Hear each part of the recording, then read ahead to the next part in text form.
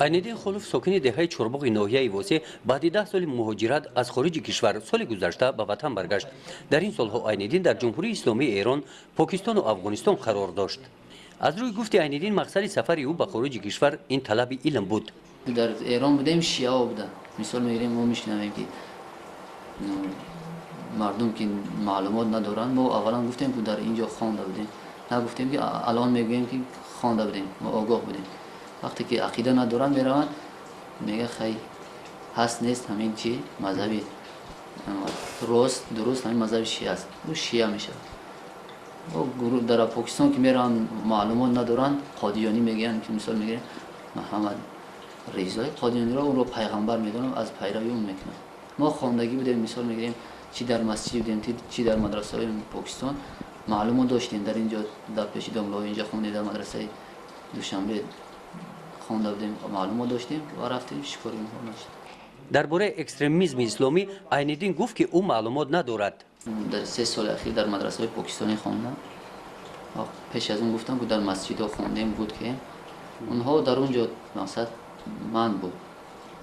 در مدرسه هایی که مثال میگیم تحت نظارت کنیم مثلا دولت نمیذاره مثلا هر خیلی چی شود فقط درس میگن از پس کار خود.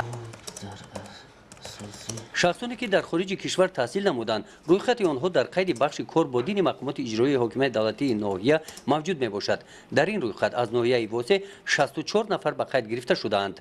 از ناحیه واسه 67 نفر در خارج کشور در ایران و مصر و ترکیه و پاکستان دیگه دولت‌ها خوندن همشون برگشتن خوشبختانه فقط 2 نفر از جماعت دیوتی توگرک تا حال برنگشته است لیکن نسبت اینها هم چند مرتبه ما با پدر و مادران اینو صحبت کردیم با خوردیم وعده دادن که ما تا آخر سال یورا برمیگردانیم. حکمت‌الله عبدالکریم مدیر این بخش است. اندیشه‌های او نسبت به اکستریمیسم اسلامی چنین است. نسبت اکستریمیسم، تروریسم، افراطگرایی، سلفیه، حزب نهضت اسلام که امروز و همه نمی یعنی که این گروه ها با اسلام یکم دخالت ندارند یا همش همو وحشانه‌ای که امروز نه در سرشون نه سواد دینی نه سواد دنیوی دارن که فقط برای فریب برای نمی چی دیدن یگان دیدیم که وحشیانه آدم‌ها را به قتل میکشن که یا یگان اومده با دین و اسلام ما یگان دخالت ندارن.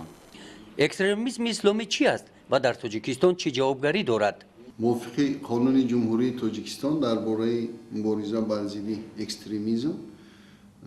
اکستریمیسم این اظهار فعالیت افراطی شخصان حقوقی واقعی با دعوت ناآرامی دیگرگونی ساخت کنستیتوسیونی در دولت غصب حاکمیت و تصرف صلاحیت حاکمیت انگیزانیدن نژاد پرستی ملتگرایی بدبینی اجتماعی و دینی و مذهبی می باشد. اکستریمیسم دینی باشد طوری که به ما و شما معلوم است در راه نائل گشتن به همین هدفها در تحت نقاب دین عمل کردن گروه ها یا شخصان علاهیده را در نظر دارد یعنی دین یا مذهب در اینجا همچون نقاب استفاده برده می شود و در اصل مقصد اصلی غصب کردن حاکمیت تغییر دادن ساخت کنستیتوسیونی دولت برانگیختن کینه و عداوتی نژادی و ملی و دینی و مذهبی را در نظر دارد. با مقصد پیشگیری نمودن شامل شوی جوانان به گروه‌های اکستریمیسم اسلامی با اشتراک امام خطیبان مسجدهای جامع از طرف بخش کار با دین در جماعت‌های دهات سمینارها گذرانده می‌شوند. این سمینار در جماعت دهات به نام وایسوف میباشد.